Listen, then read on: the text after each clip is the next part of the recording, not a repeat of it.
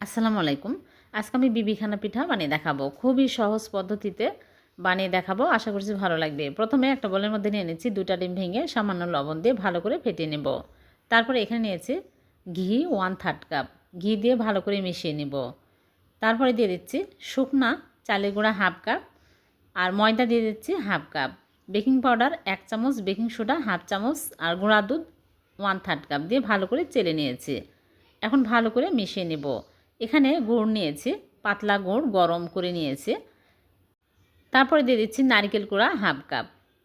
খেজুরের পাতলা গুড় অল্প অল্প করে 1 কাপ দিয়ে ভালো করে মিক্স করে নেব। তারপর এখানে একটা মোল্ড নিয়েছি। এই মোল্ডে খাতার কাগজ বিছিয়ে ঘি ব্রাশ করে নিয়েছি। এর মধ্যে সবগুলো ঢেলে নিচ্ছি। তারপরে আমি চুলায় প্যান বসিয়ে একটা স্ট্যান্ড বসিয়ে এর মধ্যে বসিয়ে দিচ্ছি। দিয়ে আমি 1 ঘন্টা চুলা স্লো আঁচে রেখে ঢেকে রেখে দেব। 1 ঘন্টা পর আমি ফিরে আসলাম। দেখুন ফুলে একদম উপর দিয়ে উঠে গেছে। তারপরে চুলা থেকে নামে ঠান্ডা করে কেটে আপনাদেরকে দেখাচ্ছি। হয়ে গেল ভীষণ মজার বিবিখানা পিঠা। খুবই নরম তুলতুলে হয়েছে।